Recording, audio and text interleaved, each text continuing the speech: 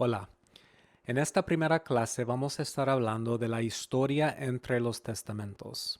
Entonces, aunque es una clase sobre el Nuevo Testamento, antes de llegar a Mateo, vamos a hablar del periodo de tiempo después del Antiguo Testamento, pero antes del Nuevo Testamento. Entonces, cuando hablamos de la historia entre los testamentos, ¿de qué estamos hablando? Bueno, primero estamos hablando de los 400 años entre Malaquías y el nacimiento de Jesús. Malaquías escribió su profecía durante el quinto siglo antes de Cristo. Entonces, después de Malaquías, pero antes del Nuevo Testamento, hubo 400 años de historia. Y son 400 años de silencio. Es un periodo de silencio divino. Los profetas Ageo, Zacarías y Malaquías escribieron durante los años después del exilio en Babilonia, y ellos llamaron al pueblo de Dios a ser fiel al pacto y a reedificar la ciudad de Jerusalén y el templo. Pero después no había una voz profética. De hecho, el profeta Amós había hablado de días futuros de hambre en la tierra. Y él dijo, no hambre de pan ni sed de agua, sino de oír la palabra de Jehová. Entonces los 400 años entre los dos testamentos es un tiempo de hambre, de oír la palabra de Jehová. Entonces, durante este tiempo se esperaba algo, se esperaba la llegada del Mesías y de su mensajero. Malaquías, el último libro del Antiguo Testamento, había hablado de la llegada futura de Elías, que prepararía el camino para la venida del Mesías. Malaquías 3:1 dijo: He aquí, yo envío mi mensajero, el cual preparará el camino delante de mí. En capítulo 4, el Antiguo Testamento termina así, en versículos 5 y 6. He aquí, yo os envío el profeta Elías antes que venga el día de Jehová grande y terrible. Él hará volver el corazón de los padres hacia los hijos y el corazón de los hijos hacia los padres. 400 años después de que él escribió eso, Jesús declara que Juan el Bautista es el cumplimiento de esa profecía de Malaquías. Mateo 11:14 dice: y si quieran aceptar mi palabra, Juan es el Elías que había de venir. Entonces es un tiempo, esos años son un tiempo de espera y de anticipación. Imagínese la emoción que se hubiera sentido en Israel cuando se reportó que Juan el Bautista estaba predicando en el desierto. Es un profeta. Los profetas no han hablado por 400 años. Con razón los evangelios reportan que salía a él Jerusalén y toda Judea y toda la provincia alrededor del Jordán. Era un momento importante en la historia de Israel. Ahora, ¿por qué es importante estudiar la historia entre los testamentos? Bueno, les quiero dar varias razones. Primero, porque conecta la historia del Antiguo Testamento y del Nuevo Testamento. El Nuevo Testamento no comienza una nueva historia, es la continuación de la historia del Antiguo Testamento. Sin embargo, el contexto histórico es algo diferente, entonces nos es importante entender ese contexto histórico. El tiempo entre los testamentos nos provee el contexto histórico en el cual podemos entender el Nuevo Testamento. Nos ayuda a entender la situación política de la época de Jesús. Por ejemplo, ¿por qué existe la sinagoga? Cuando termina el Antiguo Testamento no existen las sinagogas. ¿Qué ha pasado? ¿O de dónde vinieron las diferentes sectas judías, como los fariseos o los saduceos? Esos grupos no se encuentran en el Antiguo Testamento. Bueno, se levantaron entre ese tiempo, entre los dos testamentos. Cuando termina el Antiguo Testamento, Israel todavía está bajo el gobierno de Persia. Pero cuando el Nuevo Testamento abre, la nación está bajo el imperio romano. Entonces, ¿qué ha pasado? Entonces, ese tiempo, estudiar ese tiempo nos ayuda a entender el contexto cultural del judaísmo en la época de Jesús. Otra pregunta que podemos tener es, ¿por qué son tan estrictos y legalistas los judíos en la época de Jesús? ¿De dónde vino eso? Porque en el Antiguo Testamento Israel ignoraba y desobedecía la ley de Dios. Aún en los libros postexílicos, la nación no da caso a la palabra de Dios, pero en el Nuevo Testamento los encontramos muy rígidos y cuidadosos en cuanto a la ley. Parece un pueblo diferente. ¿Por qué? Bueno, eso viene de la historia entre los dos testamentos. El mundo del Nuevo Testamento es un mundo diferente al mundo de Israel postexílico. ¿Okay? ¿Por qué se usa, por ejemplo, el idioma griego en el Nuevo Testamento, cuando en el Antiguo Testamento se usaba el idioma hebreo? Entonces, esas son preguntas que van a tener sus respuestas en nuestro estudio de la historia entre los dos testamentos. Muy bien, cuando hablamos de esta época, lo que podemos llamar el período intertestamentario, podemos hablar de cuatro épocas, ¿ok? Cuatro tiempos entre los dos testamentos. Primero, la ocupación persiana, y es lo que encontramos al final del Antiguo Testamento. Luego, la ocupación griega. Luego, la gobernación macabea o asmoneana. Y luego, la ocupación romano. Y eso nos lleva al Nuevo Testamento. Muy bien, vamos a comenzar nuestro estudio con la ocupación persiana. La ocupación persiana. Y podemos comenzar nuestra consideración de esta época con el edicto de Ciro. En 539 a.C., Ciro, el rey persiano, conquistó a Babilonia. Y en el siguiente año él firmó un edicto que permitía a los judíos volver a Palestina, su patria. Leemos de ese edicto en Esdras 1, 1 al 3. Esdras dice, en el primer año de Ciro, rey de Persia, para que se cumpliese la palabra de Jehová por boca de Jeremías, despertó Jehová el espíritu de Ciro, rey de Persia, el cual hizo pregonar de palabra y también por escrito por todo su reino, diciendo, así ha dicho Ciro, rey de Persia, Jehová, el Dios de los cielos, me ha dado todos los reinos de la tierra, y me ha mandado que le edifique la casa en Jerusalén, que está en Judá. Quien haya entre vosotros de su pueblo, sea Dios con él, y suba a Jerusalén que está en Judea, y edifique la casa de Jehová, Dios de Israel. Él es el Dios, la cual está en Jerusalén. Bueno, así terminó el exilio en Babilonia, y en los próximos 100 años hubo 3 regresos a Palestina. El primer regreso fue en 538 y 37 con Sesbazar. Esdras 1:8 habla de eso. Luego, 80 años después, hubo un segundo regreso con Esdras en 458 antes de Cristo.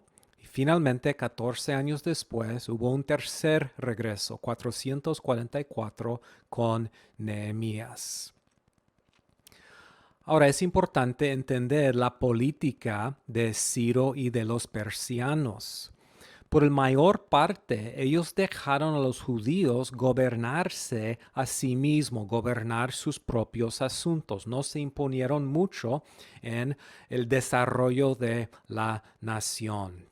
Pero es un tiempo muy importante. Es importante mencionar varias cosas que pasaron durante el gobierno de Persia, varios desarrollos importantes durante ese tiempo. Primero, se levantó durante ese tiempo una preocupación por guardar la ley de Dios. Durante ese tiempo los judíos empezaron a reconocer que sus exilios y los juicios de Dios habían sido el resultado de su propia desobediencia. Y ellos esperaban que sus fortunas cambiaran si empezaran a ser fiel a la ley de Dios. De hecho, la Biblia había hablado de eso. Segunda de Crónicas 7:14, Dios había dicho, si mi pueblo que lleva mi nombre se humilla y ora y me busca y abandona su mala conducta, yo lo escucharé desde el cielo, perdonaré su pecado y restauraré su tierra. Entonces ellos esperaban que su obediencia a la ley de Dios transformara su experiencia. Entonces, después de siglos de participar en la idolatría pagana, en ese tiempo los judíos desarrollaron un fuerte rechazo de la idolatría. Eso es lo que encontramos en el Nuevo Testamento, muy diferente a Israel en el Antiguo Testamento. Esto los llevó a moverse hacia una observación muy cuidadosa de la ley de Moisés. Y la obsesión de los judíos para observar la ley que encontramos en los evangelios salió de esta convicción. Era un legalismo extremo por guardar la ley. Además, durante ese tiempo se levantó lo que se llama a veces la ley o la tradición oral. El deseo de los judíos de aplicar la ley, la Torá, a cada detalle de la vida y de observarla meticulosamente resultó en el desarrollo de un cuerpo de enseñanza oral que proveyó interpretación y aplicación extensa de los mandamientos de Moisés. Entonces, en el tiempo de Jesús, esa ley oral ya se había establecida como una tradición bien fuerte e importante para los judíos. De hecho, Jesús a menudo regañó a los líderes religiosos porque anularon la ley de Dios por sus propias tradiciones. Cuando Jesús habla de las tradiciones de los judíos o de los fariseos o los escribas, está hablando de esa tradición oral que se había desarrollado. Y en tiempo, esa tradición oral fue escrito en libros. También durante ese tiempo se levantó la tradición de la sinagoga. La destrucción del templo por los babilonios resultó en la falta de un lugar central para hacer sacrificios y adorar a Dios. Entonces los judíos empezaron a establecer las sinagogas como centros locales de adoración y de estudio de la ley, de la Torá, usaron textos como primero de Samuel 15:22, que dice, el obedecer vale más que el sacrificio. Y Salmo 51:17, que dice, el sacrificio que te agrada es un espíritu quebrantado. Entonces, en vez de hacer sacrificios en un templo, ellos se enfocaron en la adoración y estudio de las escrituras en las sinagogas.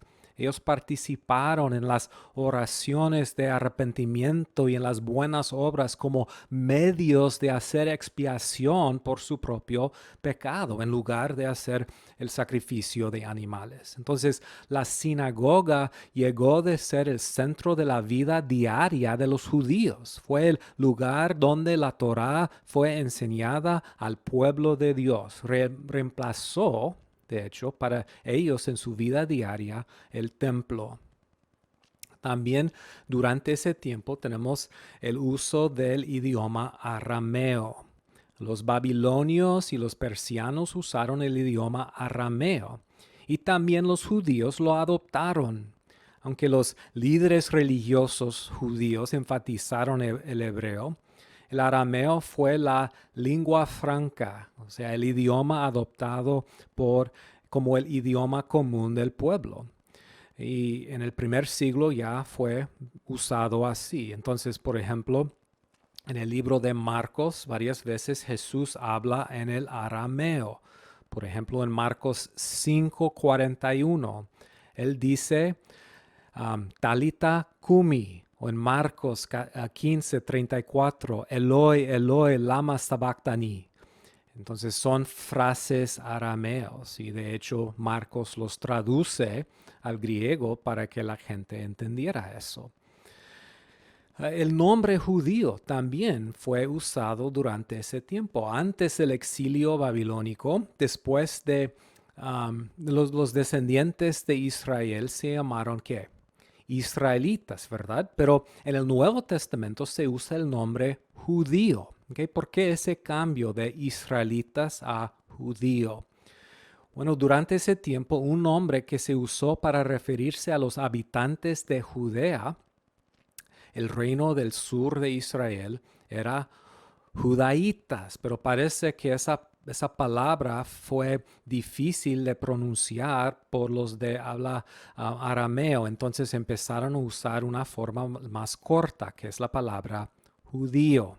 Entonces, durante ese tiempo, ellos usaron ese nombre.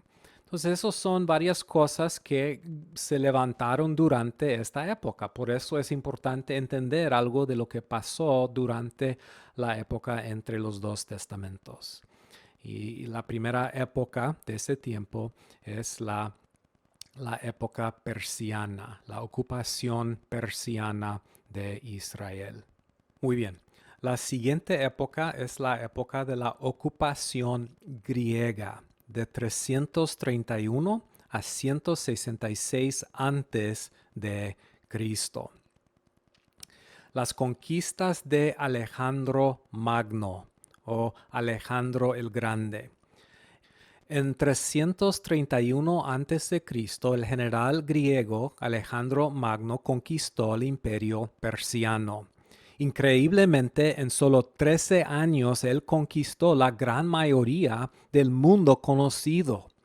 Entonces, también en 331, él conquistó el territorio de Palestina y la nación de Israel cayó bajo el control griego. Aunque las conquistas de Alejandro no produjeron un nuevo imperio global, tenían un impacto enorme sobre el mundo antiguo. Y quiero destacar 3 resultados que eran especialmente importantes para el Nuevo Testamento. Okay, primero, la modernización del mundo. La influencia griega resultó en mejores estándares de vida y en mejor eficacia administrativa del mundo antiguo. Y era un cambio de el mundo primitivo, digamos, a un mundo bien desarrollado y bien moderno. En sus conquistas, Alejandro estableció muchas ciudades griegas en todo el mundo. Y esa urbanización resultó en la facilidad de comunicación y en más unidad social y cultural. Y también preparó, como vamos a ver, preparó el mundo para la extensión global del Evangelio. El imperialismo de Alejandro también resultó en la helenización del mundo antiguo. Más que nada, Alejandro era un conquistador ideológico. Su pasión era extender la cultura griega a todo el mundo. La promoción de la cultura griega con el arte, teatro, educación, filosofía, arquitectura, religión y los deportes griegos empezó a transformar el mundo antiguo. También promovió el politeísmo. El estilo de vida griego también tenía un impacto grande sobre los judíos. Y más que nada, la helenización del mundo resultó en la extensión del idioma griega. El griego llegó de ser la lengua franca del mundo antiguo. Ese griego se conoce como el griego koiné, que significa común, y fue usado como el lenguaje comercial en el mundo antiguo. El griego koiné es bien importante porque era uno de los idiomas que se usaron en Palestina en el primer siglo y era el idioma que se usó para escribir el Nuevo Testamento. Un resultado del uso del griego fue la producción de la Septuaginta, la traducción griega del Antiguo Testamento, hacía por judíos helenizados en Alejandría, Egipto, en el tercer siglo antes de Cristo. Esa traducción llegó de ser la Biblia de la iglesia primitiva y la base de muchas de las citas del Antiguo Testamento en el Nuevo Testamento. La palabra Septuaginta viene de una palabra latín que significa 70, porque la tradición indica que fue traducida la Septuaginta por 70 personas.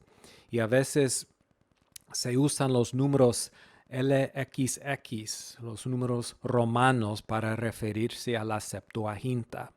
Entonces era un resultado importante del tiempo entre los testamentos. Podemos seguir hablando de la gobernación Ptolomeo, la gobernación Ptolomeo de Egipto. Después de la muerte de Alejandro Magno, y él murió de la enfermedad como joven, 4 de sus generales dividieron su imperio entre sí. Uno de ellos, Ptolomeo, ganó el control de Egipto. Otro general, Seleuco, ganó el control de Siria. Entonces, en los siglos siguientes, Palestina cayó bajo el control de las dinastías que esos dos hombres fundaron. Al principio, Ptolomeo de Egipto tomó el control de Palestina. Y por más de 100 años su dinastía siguió con la política de Alejandro Magno de dejar que los judíos vivieran en paz, gobernándose solos y siguiendo sus costumbres religiosos. Pero luego pasó algo. Hubo un cambio en control y llegamos a la gobernación seleucida. Y muchos de esos gobernadores usaron el nombre Antíoco. Los primeros 2 reyes seleucidas que controlaron Palestina continuaron la política de libertad limitada y de autogobernación en Israel. Pero en 175 a.C. se levantó un nuevo rey, Antíoco el IV, conocido como Epífanes o Dios manifestado. Antíoco Epífanes el IV. Entonces es un hombre importante por varias razones. Primero, él comenzó con un programa de helenización radical. Antíoco Epífanes empezó un programa de helenización en Palestina, lo cual ponía tremenda presión sobre los judíos. Una de las fuentes históricas que describe ese tiempo es Primera de Macabeos. No es un libro bíblico, pero es un libro histórico. Y para imponer la cultura griega y para destruir la cultura judía, Antíoco hizo varias cosas. Por ejemplo, reemplazó los sacerdotes arónicas con sacerdotes leales a Siria y a la cultura griega. Él edificó un gimnasio, un centro de educación griega en Jerusalén, y esa educación incluyó competencias atléticas desnudas para los hombres. Él prohibió la circuncisión, la observación del día de reposo y de las fiestas religiosas judías y el uso de las escrituras y las dietas judías. Llegó de ser una ofensa capital practicar la religión judía bajo su reinado. Entonces, un resultado de eso fue lo que podemos llamar una polarización judía. Una sociedad, la sociedad judía empezó a dividirse entre los que aceptaron las políticas de helenización y los que las rechazaron.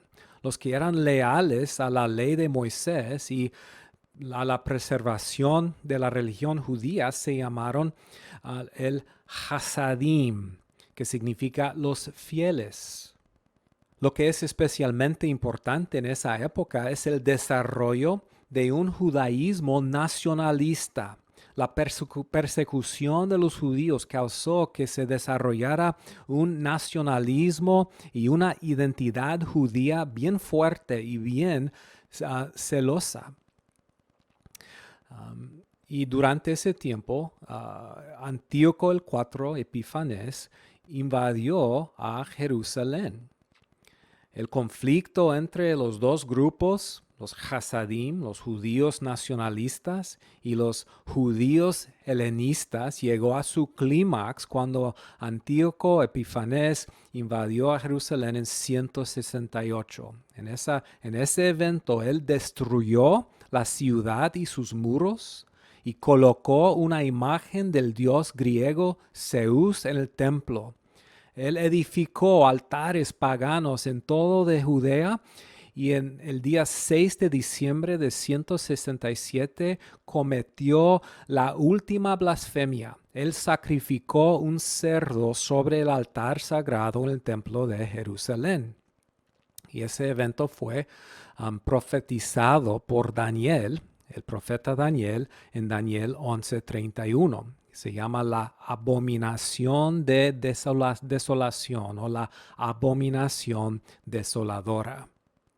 Bueno, todo lo que pasó bajo Antíoco Epífanes el IV nos lleva a la siguiente época, la época macabea o la época asmonea.